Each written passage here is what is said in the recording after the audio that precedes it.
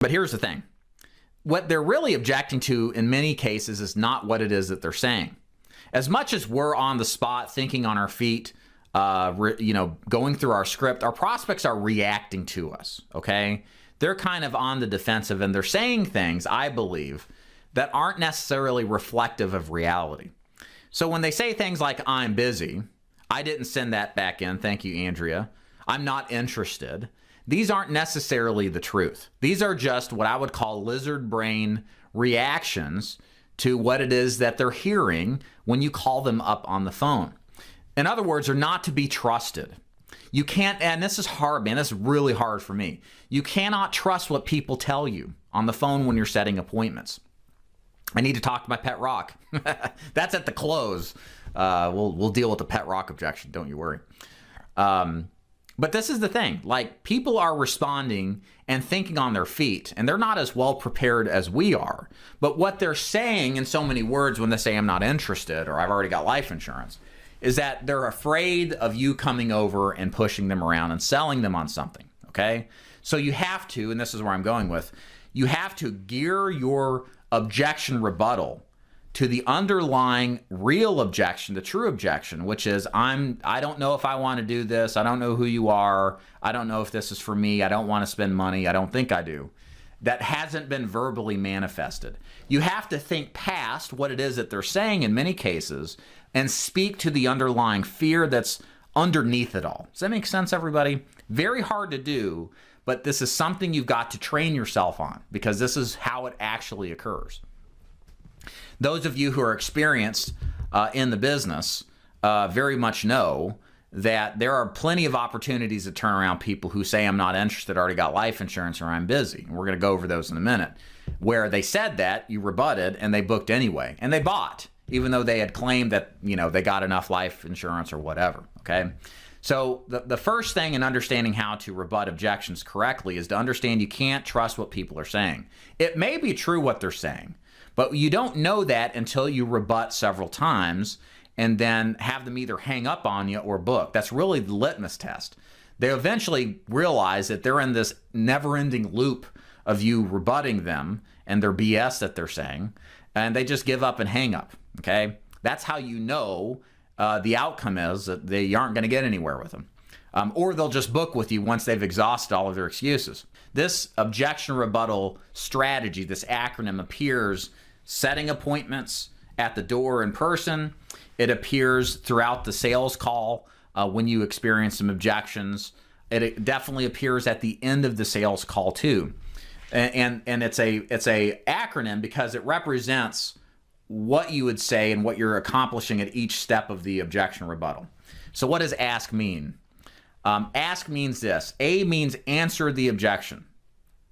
S means sell, in this case for the appointment, sell the appointment. And C means close, okay? So let's talk about each of these. So ask, or A, answer the objection.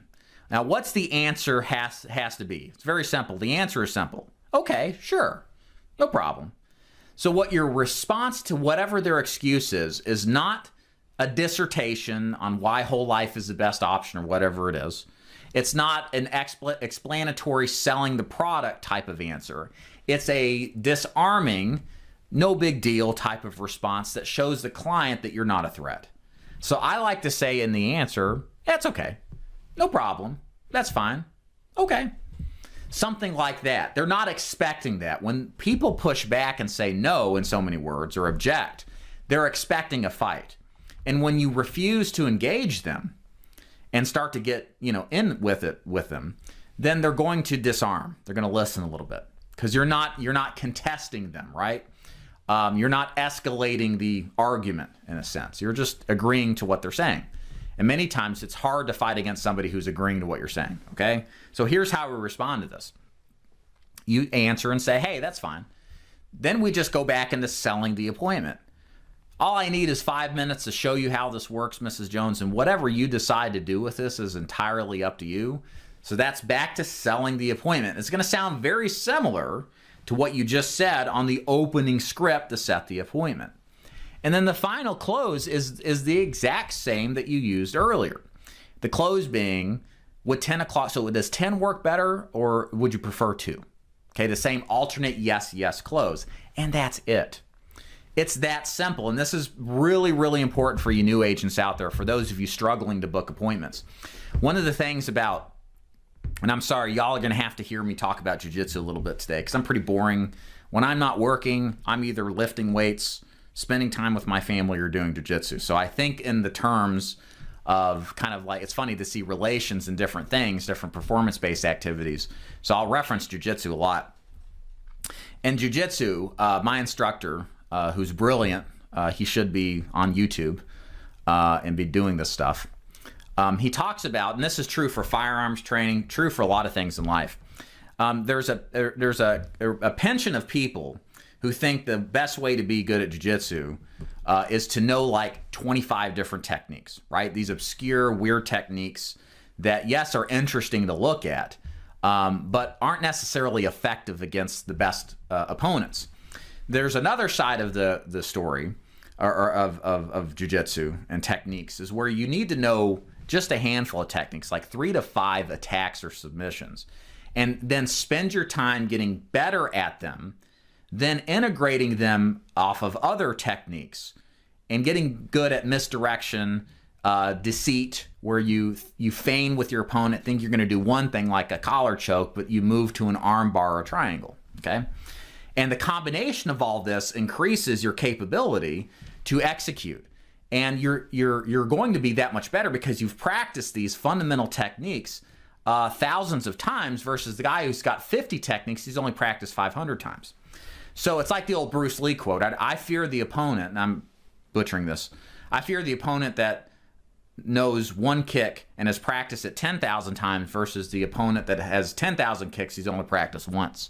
So fundamentally speaking, why do I mention this? Because it's imperative to make sure that when you are in the process of learning a skill set, and selling insurance, booking appointments is a skill set, if we have one technique that can cover a litany of problems, that is a valuable technique.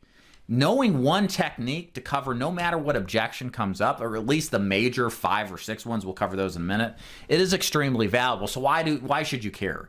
Because if you get good at this one objection, and you get good at memorizing, scripting it, perfecting it, you're going to be really hard to handle on the phone from a prospect standpoint. They're not going to know how to deal with you, and they're just going to say yes more often than not, okay? You're going to book more appointments, okay?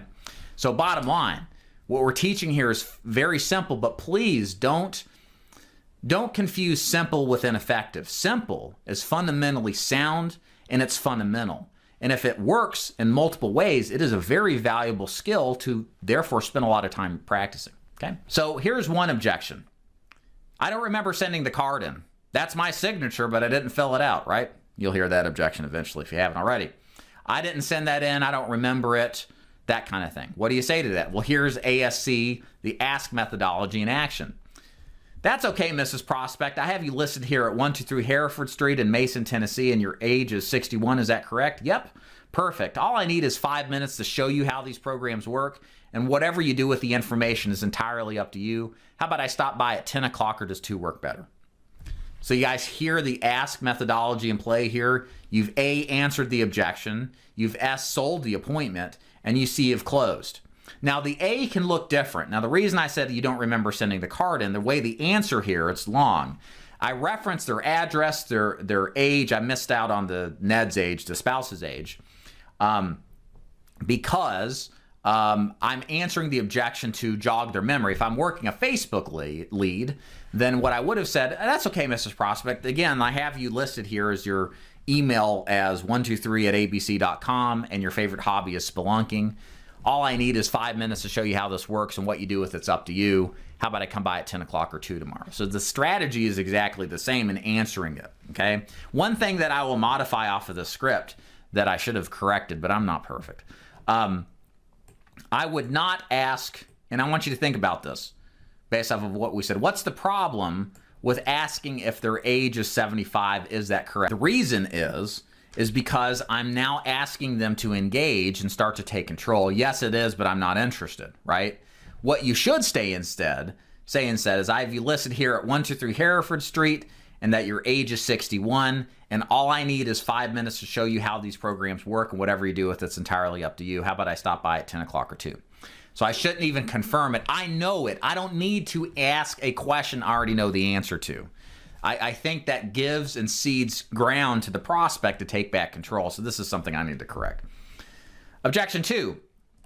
I thought I was getting something in the mail. Or could you mail something to me? Answer is exactly the same. Hey, that's fine, Mr. Prospect. My job is just to show you how these programs work, and what you need or what you do with it's entirely up to you. All I need is 5 minutes. How about I stop by at 10 o'clock, or does 2 sound better? Same exact thing, same exact fundamental script, okay?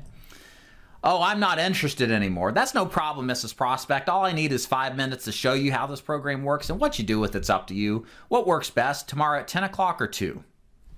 Same exact thing. It's a good answer to that, because remember, it's not that they're not interested. They're just saying this to avoid a potential confrontation in a sales call, okay? So we're speaking to that underlying fear that they're not manifesting in their words. Here's a good one we all experience.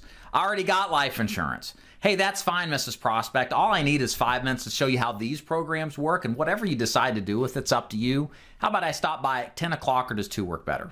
See how we're using the same process and how it answers in the same way?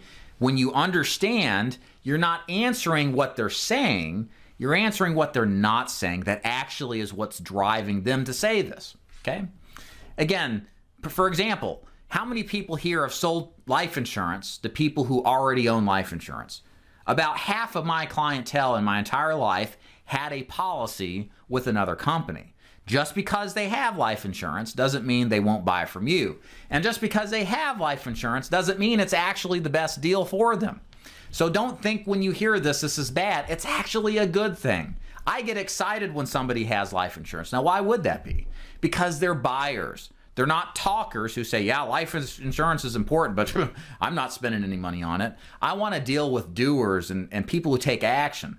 And people who own life insurance already are convinced it's important. I don't need to spend any time convincing them why it's important. I just need to convince them on the time of explaining why mine is better. So I want to hear these objections. You should get excited when you hear them, okay? Objection number 5, I'm busy tomorrow at doctor's appointments. Then that's not saying they're busy all day.